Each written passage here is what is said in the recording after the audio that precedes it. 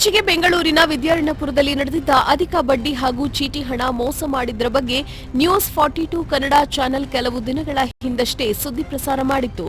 ಕೊನೆಗೂ ವಂಚಕ ಕುಮಾರಸ್ವಾಮಿಯನ್ನ ಪೊಲೀಸರು ಬಂಧಿಸಿದ್ದಾರೆ. ಈಶಾನ್ಯ ಆಯುಕ್ತರಾದ ಸಚಿತ್ ಸರ್ ಹಾಗೂ ಎಸಿಪಿ ನರಸಿಂಹಮೂರ್ತಿಯವರ ಮಾರ್ಗದರ್ಶನದ ಮೇರೆಗೆ ವಿದ್ಯಾರಣ್ಯಪುರ ಪೊಲೀಸ್ ಠಾಣೆಯ ಖಡಕ್ ಇನ್ಸ್ಪೆಕ್ಟರ್ ಶಿವಸ್ವಾಮಿಯವರ ತಂಡದ ನೇತೃತ್ವದಲ್ಲಿ ನೂರಾರು ಜನರಿಗೆ ಮೋಸ ಮಾಡಿದ ವಂಚಕನನ್ನು ಪರಪ್ಪನ ಅಗ್ರಹಾರ ಜೈಲಿಗೆ ಕಳುಹಿಸಿದ್ದಾರೆ.